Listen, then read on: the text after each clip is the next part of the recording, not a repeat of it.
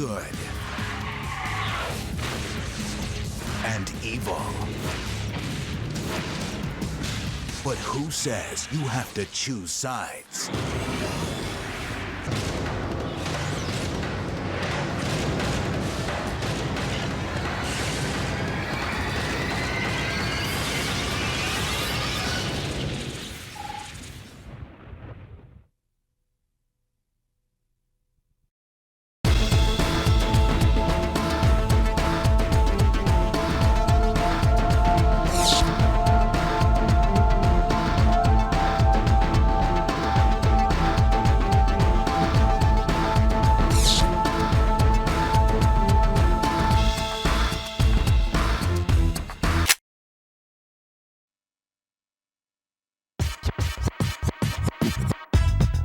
I remember I must have been in 5th grade or something like that. My father and my family were driving to visit a cousin in Trenton, New Jersey, and there were all these freight cars bombed with graffiti.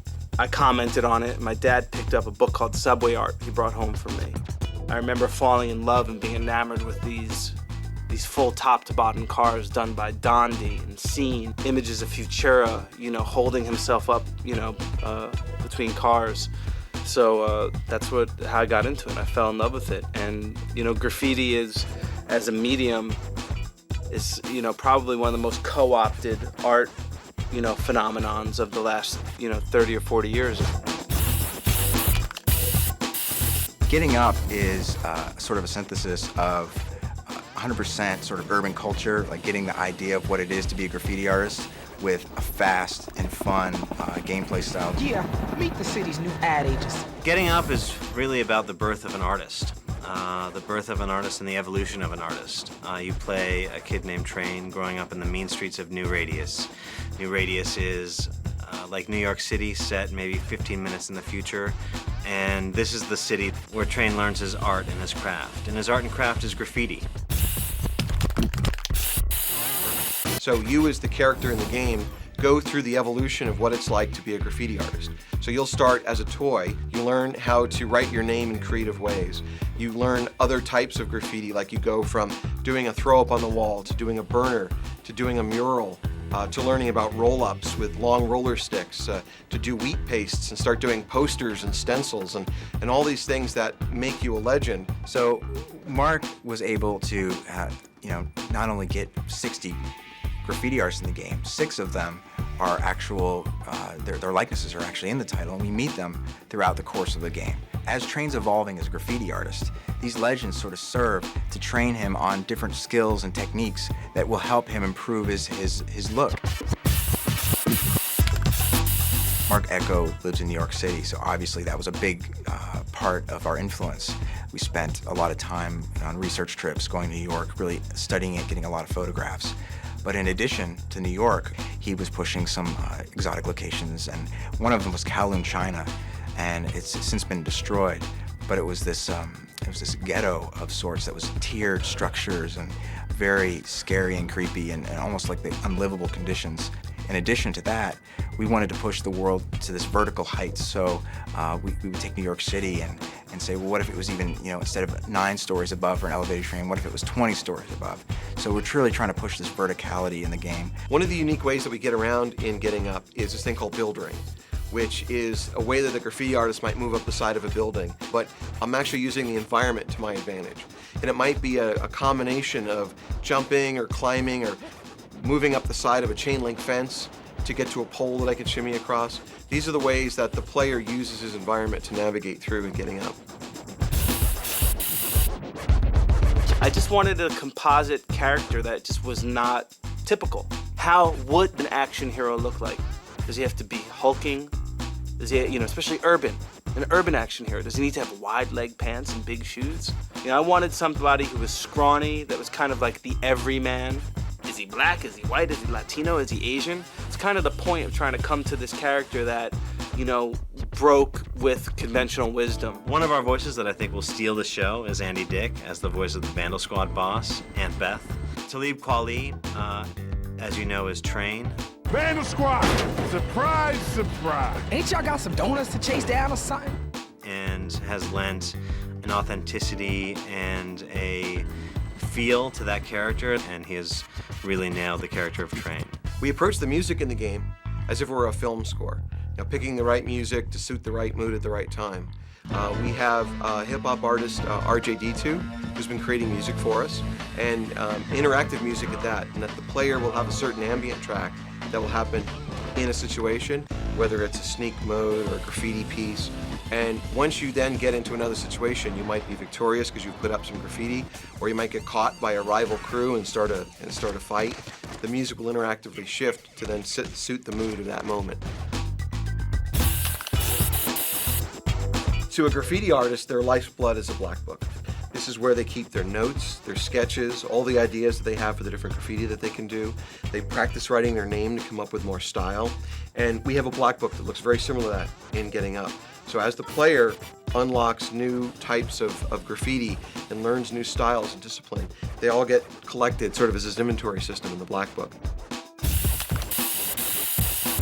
One of the good things about working with Mark Ecko is that he's an outsider. He was able to come in and look at the video game industry and say, there's different ways of doing things.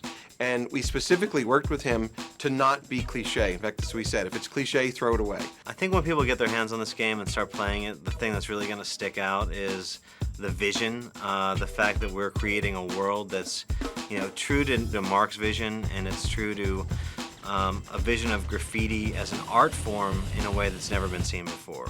I hope the gaming community looks at what we've done and they see something special. It's an experiment. We worked with someone outside the industry that really had a passion for games but no experience making them. And at the end of the day, we came up with something unique. I hope what people will say about this game is they haven't seen anything like it before. That was certainly my intent. And my hopes in doing that is that hopefully more outsiders, more guys that don't know code, are in fact invited to the dance.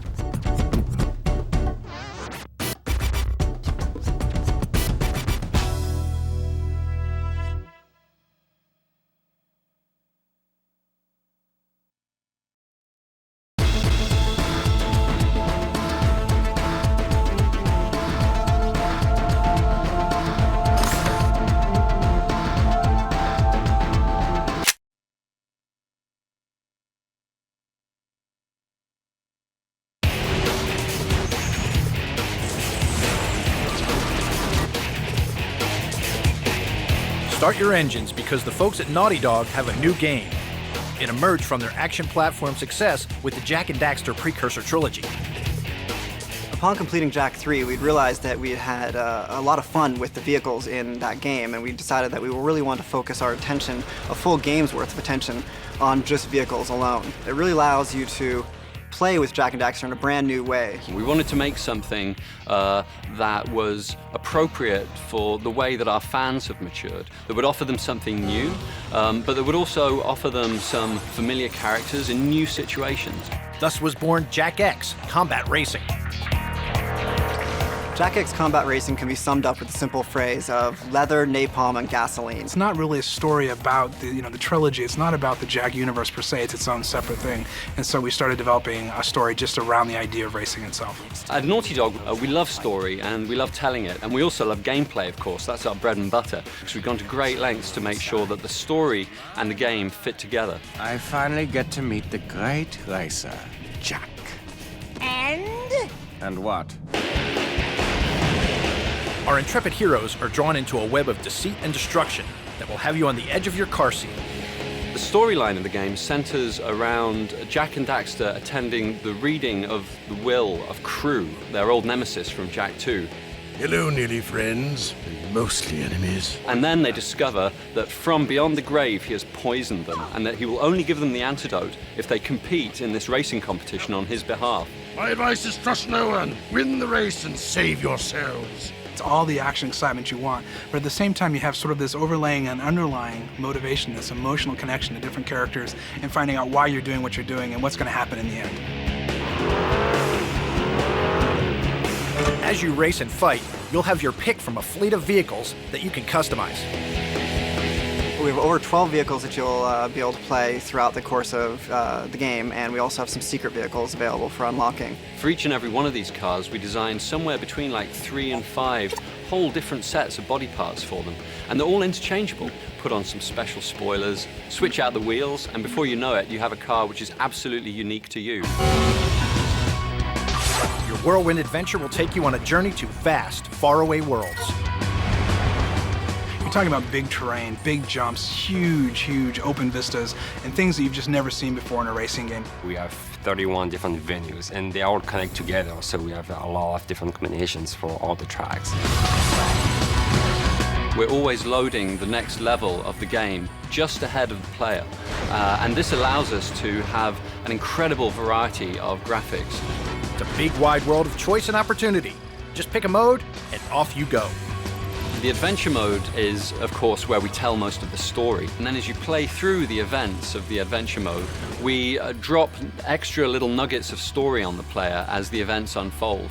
Jak X Combat Racing has so many different types of racing. You have circuit racing, you have deathmatch, which deathmatch is basically you get out there and you're going head-to-head with everybody else. You've got the actual death races, which you're on the same courses that you've been playing for clock and for speed. Now you're going out there trying to kill as many vehicles as you can and as quickly as you can. There are artifact races where you're trying to collect as many things as you possibly can. Again, you can do that with team or with not team. Lots of different arenas, lots of different tracks. There's just a lot of different modes. So we've put together a dozen different events across 31 different venues. So the combinatorial matrix of event and venue types is huge. You can play this game for years. In this realm of mayhem, it pays to ensure your health. You better load up on weapons and check your 6. A wise man once said, "Be watchful of those in front of you, but beware of those behind." What wise man said that? I did! The weapon system is based around 2 different weapon slots. You've got one on either side of the screen. One's for forward-facing weapons, and the other one is for rear weapons, and also for special weapons. We have a lot of different weapons. If you use them well, you can upgrade them, so they're getting better and better. And there's a lot of sort of rock, paper, scissors, countermeasures, and attacks and strategies while you're on the track. Combat racing is so popular it can't be contained. It's breaking out in a big way around the online world. We offer the player the ability to go online with 6 other people, so you can actually battle it out in every single mode online. Anything that's available in single player, you can play online as well. Jak X Combat Racing was designed with online in mind from day one. You have everything you could ever possibly want with an online element, with the lobbies and with clans and all the things you've come to expect. But in addition to that, you have customization of every race. You can do single player, full screen. You can do split screen online with multiple players. It gives you, the player, lots of choices to customize for themselves.